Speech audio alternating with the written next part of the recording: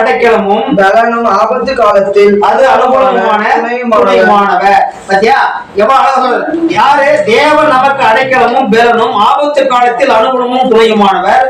ஆகையால் பூமி நிலை மாறினாலும் மலைகள் நடுச்சமுத்திரத்தில் சாய்ந்து போனாலும் அதில் ஜலங்கள் கொந்தளித்து பொங்கி பெருகினால் பர்வதங்கள் அதிர்ந்தாலும் நாம் பயப்பட மாட்டோம். ஏனால் நாம் கர்த்தரோடு இருந்தோமானால் இதற்கெல்லாம் கலங்க மாட்டோம், இதற்கெல்லாம் பயப்பட மாட்டோம். இன்று நாம் வசிக்கிறோம் என்றால், நாம் வாழ்கிறோம் என்றால், நமக்கு முதல் நம்மிடத்தில் உள்ளது ஒரு பயம்.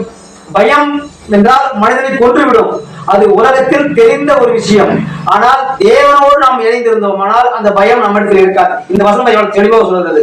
அதற்கு என்ன காரணம் என்றால், நாம் எதை நம்ப வேண்டும் என்றால், தேவன் நமக்கு நதியாக இருக்கிறார். யார்? ஆண்டவராகிய கர்த்தர் இயேசு கிறிஸ்து நமக்கு நதியாக இருக்கிறார். அடுத்த வசனம் படிப்பார். ஒரு நதி உண்டு, அது நீர்க்கால்கள் தேவனுடைய நகரத்தையும் உன்னதமானவர் வாசம் பண்ணும் பரிசுத்த ஸ்தலத்தையும் சந்தோஷிப்பிக்கும்.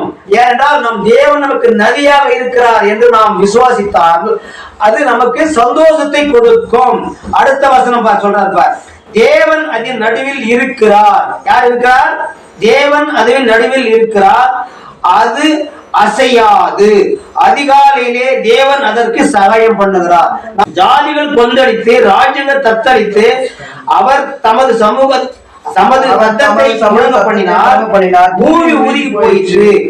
சேனைகளின் கர்த்தர் நம்மோடு இருக்கிறார். யாக்கோபின் தேவன் நமக்கு உயர்ந்த அடைக்கலமானவர். யாரு? ஆண்டவர் நமக்கு அடைக்கலமே பெரியவர், அவர்தான். நாம் இந்த பூமியில் இருக்கிறவரையும் உற்றார் நாம் யாரையும் நாம் நம்ப கூடாது. ஏனென்றால் தேவனையே நம்ப வேண்டும் என்று இந்த வசனம் சொல்வது.